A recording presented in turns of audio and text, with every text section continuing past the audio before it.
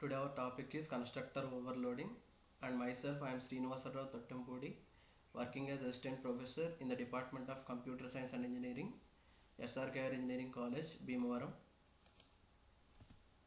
Coming to the objective of this lecture is to implement constructor overloading in Java.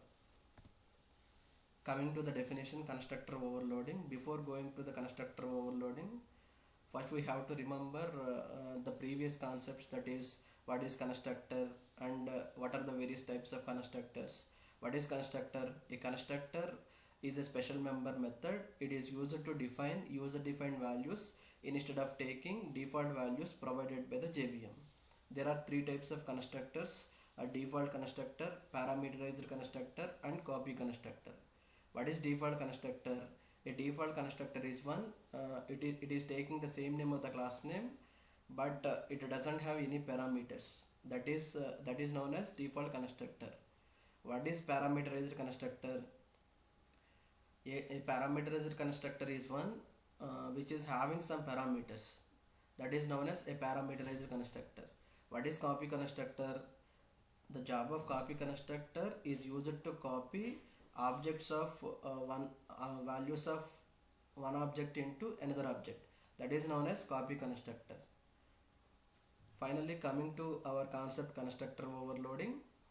What is constructor overloading? The constructor overloading concept is similar to the method overloading concept. What is method overloading? A method overloading means writing two or more methods in the same class such that each method has the same name but differ by arguments is known as method overloading. That means same method name but they differ by arguments is known as method overloading. In the same way, what is constructor overloading? Same constructor name but they differ by arguments is called constructor overloading. Coming to the syntax, here we have two constructors. One is default constructor and another one is parameterized constructor. Both the constructors taking the same name of the class name, but a default constructor means it doesn't have any parameters, whereas parameterized constructor means it is having some parameters. So if you write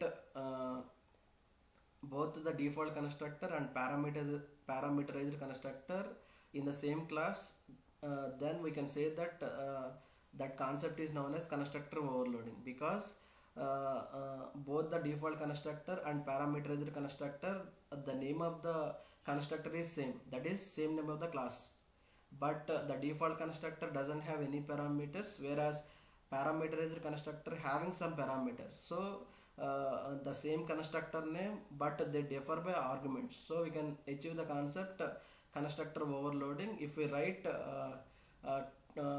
two constructors in the same class, that is one is default constructor or second one is parameterized constructor.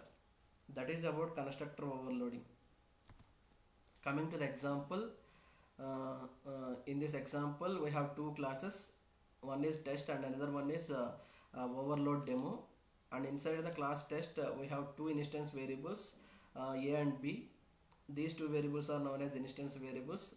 We already know that what is instance variable, the variable which is defined inside the class and outside the constructor. That variable is known as instance variable. So both a and b are known as instance variables because both a and b are defined inside the class test and outside the constructor. Then we can say that both the variables are known as instance variables. After that we have defined a default constructor. Why we can say that it is default means it is taking the same name of the class test but having no parameters. Then we can say that it is a default constructor. The job of this default constructor is to initialize the instance variables defined inside the class. That is, it is used to initialize the instance variable of a is a with 10 and the instance variable of b with 20. After that we have written two output statements to print both the values a and b. After that we have defined another constructor but having two parameters. So we already know that same constructor name but differ by arguments is known as constructor overloading, right? So here also we did the same thing. Here we have written one constructor with no arguments and we have written another constructor with some arguments. So we can achieve the concept constructor overloading. The second constructor is a parameterized constructor. It takes two formal parameters m and n, and the values of a and b is assigned with m and n respectively. And after that we have written two output statements to print the value of both a and b.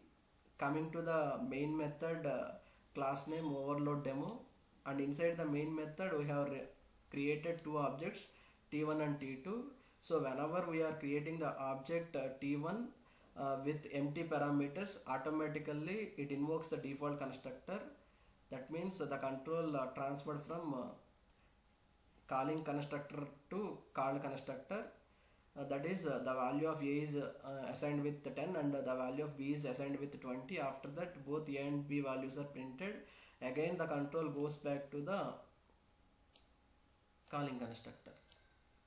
After that we have created another object t2, but here the constructor call is having two parameters. Then automatically it invokes two parameterized constructor, that is the control transferred from calling constructor to the called constructor, and the actual arguments 30 and 40 are copied into m and n respectively. That means m takes the value of 30 and n takes the value of 40, and a is assigned with m and b is assigned with n. That is a is assigned with 30 and b is assigned with 40. After that both a and b values are printed. Again the control goes back to the calling constructor. So finally we get the output value of a equals to 10, value of b equals to 20, and value of a equals to 30, and value of b equals to 40. Thank you.